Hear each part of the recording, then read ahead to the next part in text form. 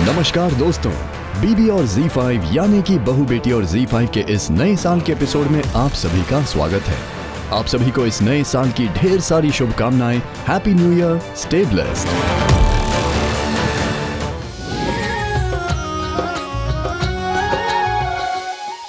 आइए तो देखते हैं कि नए साल में जी टीवी के नए शोज की एक झलक Z5 पर।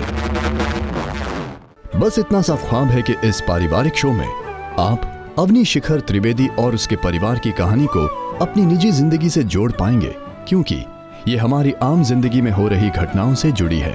नो नो नो मम्मी, क्या हुआ? क्या हुआ?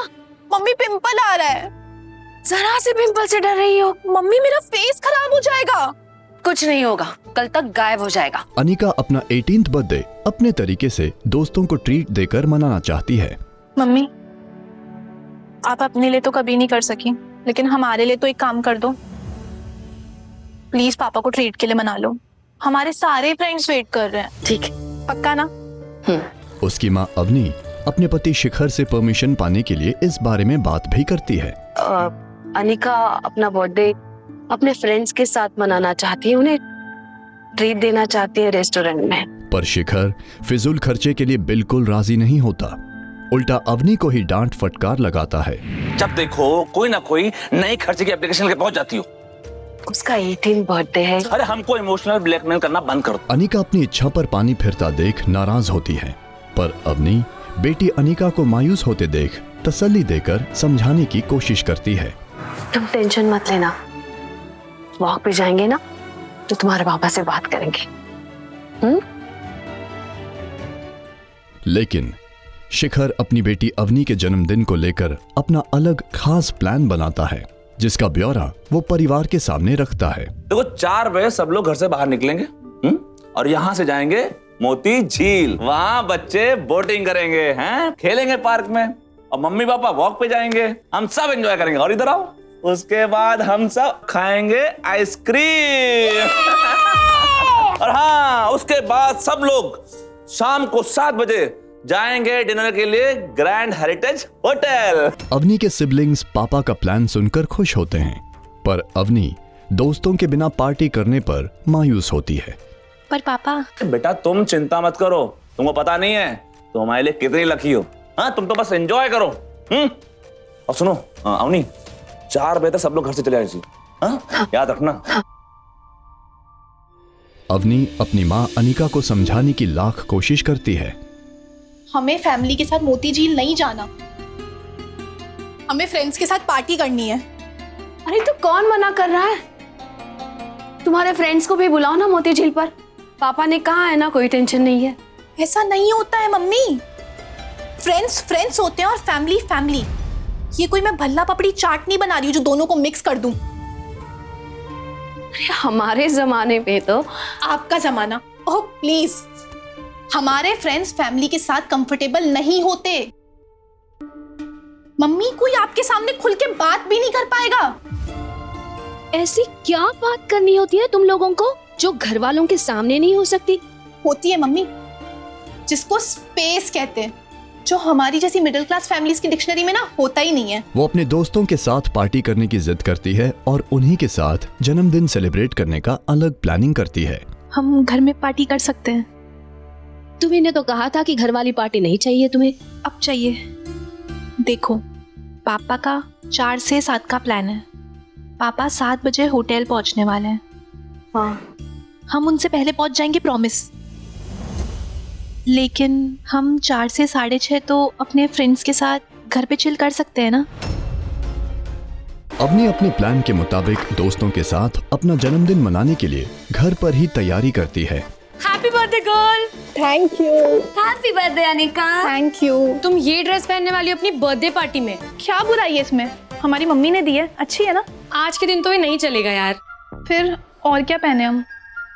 तुम ये ड्रेस ट्राई करो। और बाकी सारा परिवार मोती झील पर शिखर के प्लान के मुताबिक पहुंच जाता है। हम मोती झील आ गए हैं। आ गए? आप कब आ रहे हैं? काट दिया। नए जमाने का जेन जी जनरेशन अपने अलग ही अंदाज से जश्न में डूब जाता है। तो दूसरी ओर मोती झील पर अवनी शिखर के साथ साथ अनिका के आने का इंतजार कर रही है। अनिका फोन क्यों नहीं उठा रही है?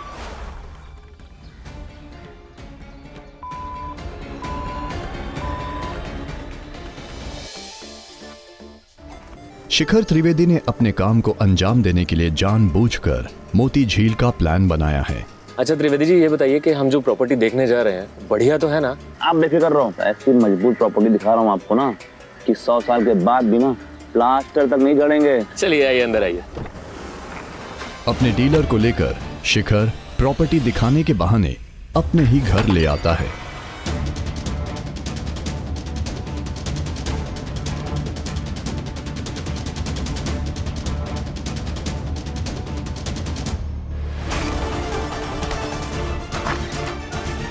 दोस्तों के साथ जश्न में डूबी अनिका और उसके दोस्तों का सामना शिखर से होता है, जहां उसे कुछ और ही नजारा देखने मिलता है। ये दिखाने लाए थे और ये घर। मिस्टर त्रिवेदी, आज के बाद अपनी शक्ल मत दिखा देना। और हाँ, डील कैंसल कैंसल कैंसल।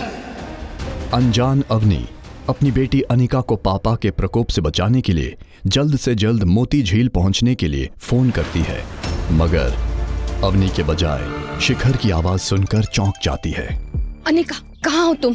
अगर पापा तुम्हारे आने से पहले आ गए तो क्या जवाब देंगे उन्हें? अनिका, कहाँ हो तुम? घर पे। तुम भी पहुंचो अभी के अभी।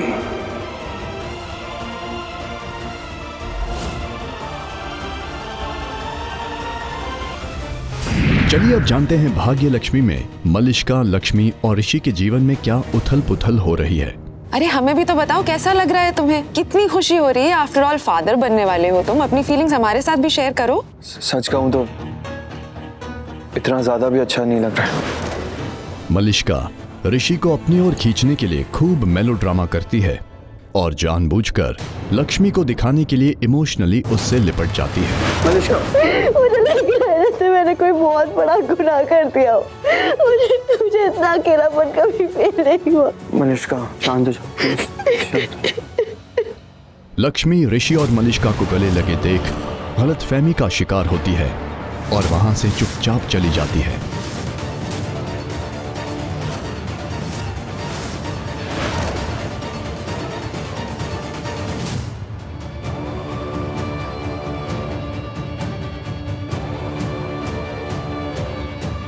मलिष्का अपने प्लान में कामयाब होते देख खुश होती है।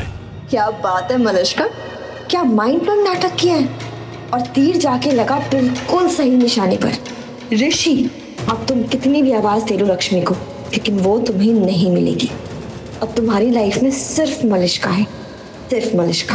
और अब तुम देखते जाओ मलिष्का अभी और क्या क्या करती है। दूसरी ओर बलविंदर के कानों तक ऋषि मलिष्का के पेरेंट्स बनने की खबर पहुंचती है, जिसे सुनकर वो काफी गुस्सा होता है। Congratulations to Rishi Malishka to be parents. Okay, bye.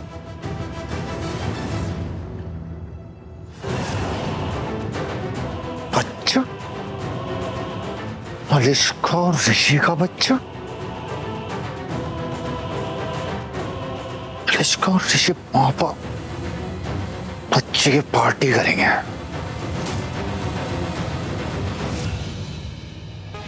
जागृति एक नई सुबह की कहानी काफी दिलचस्प मोड़ पर आई है। सपना चित्ता समूह के खिलाफ जाकर जग्गू को जलील करती है। बोलना जग्गू, किसने किया ये सब? मैंने किया है।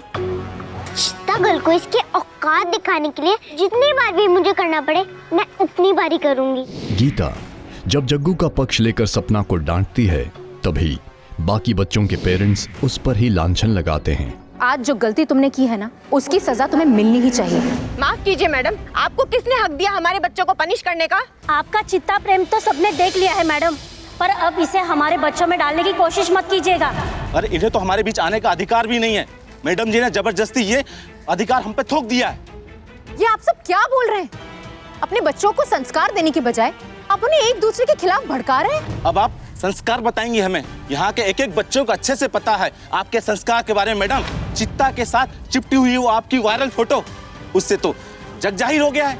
समाज की भलाई का चोला पहनकर जब कुछ लोग विघ्न उत्पन्न करने हेतु शुद्धिकरण जैसी बातें करके अपने आप को सबसे ऊपर मानने लगते हैं, तभी यकीनन संघर्ष निर्माण होता है।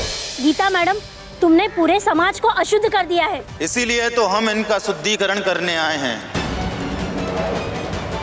कौन हो तुम लोग और यहाँ स्कूल के पास कैसे आ गए? हम समाज के रखवाले हैं और समाज से अशुद्धता को हटाकर हम समाज को शुद्ध करने वाले लोग हैं। गीता को अकेला पढ़ते देख जग्गू अपनी मम्मा की मदद के लिए आगे आती है। शिक्षालिका को कोई कुछ नहीं करेगा। शिक्षालिका का इसमें कोई दोष नहीं है। तब तू सही गलत सिखाएगी हमको। लेकिन उसे भी वहां से हटा दिया जाता है। ऐसे छोटी सोच वाले लोग गीता को सबके सामने जलील करने की कोई कसर नहीं छोड़ते। शुद्धिकरण शुरू करो।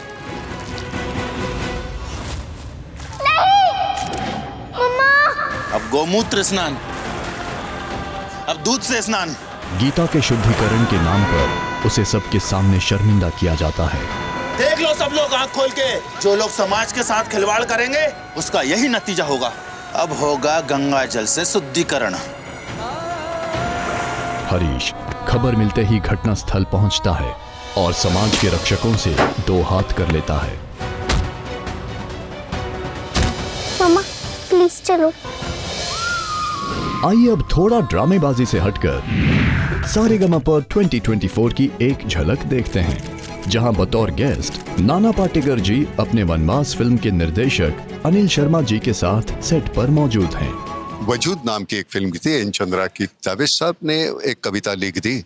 उर्दू जो है हम उतनी आसानी से बोल ले पाते, तो जावेद साहब ने 3 घंटे हमको वो सिखाते रहे, नाना ऐसे है ऐसे। शो के दौरान नाना पाटेकर जी ने अपने ही एक फिल्म की बेहतरीन डायलॉग को बोलकर समा बांध दिया। कैसे बताओ मैं तुम्हें, मेरे लिए तुम कौन हो, कैसे बताओ मैं तुम्हें। धड़कनों का गीत हो, जीवन का संगीत हो, तुम जिंदगी, तुम बंदगी, रोशनी, ताजगी, हर खुशी, प्यार हो तुम, जिसे सारे दर्शकों ने काफी पसंद किया। मनमीत हो, आंखों में तुम, यादों में तुम, नींदों में तुम, ख्वाबों में तुम हो मेरी हर बात में, तुम हो मेरे दिन रात में, तुम सुबह में, तुम शाम में, तुम सोच में, तुम काम में। मेरे लिए पाना भी तुम, मेरे लिए खोना भी तुम, मेरे लिए हंसना भी तुम, मेरे लिए रोना भी तुम, और जागना सोना भी तुम। जाऊं कहीं देखो कहीं तुम हो वहां, तुम हो वहीं। कैसे बताओ मैं तुम्हें, तुम बिन तो मैं कुछ भी नहीं, कैसे बताओ मैं तुम्हें। नाना पाटेकर जी ने अपनी डायलॉग डिलीवरी से सबका मन तो मोह लिया और साथ ही डायलॉग की बारीकियों के बारे में भी बताया। तो जावेद साहब सिखाते वक्त मुझे कहते थे, नाना ये जो तुम है ये बहुत, कैसे बताओ मैं तुम्हें, मेरे लिए तुम कौन हो, कैसे बताओ। धड़कनों का तुम गीत हो, जीवन का तुम संगीत हो, तुम जिंदगी, तुम बंदगी, तुम रोशनी, तुम सादगी, मेरे लिए पाना भी तुम, मेरे लिए खोना भी। तो ये जो तुम का ये था, तो वो उन्होंने इतने, वो बहुत आसान हो गया। तो दोस्तों विदा लेते हुए एक बात जरूर याद दिलाना चाहेंगे कि इन सारे शोज को आप फ्री में देख सकते हैं ZEE5 पर, कभी भी कहीं भी, क्योंकि ZEE5 टीवी है आपका अपना टीवी। तो देखते रहिए ZEE5 फ्री में।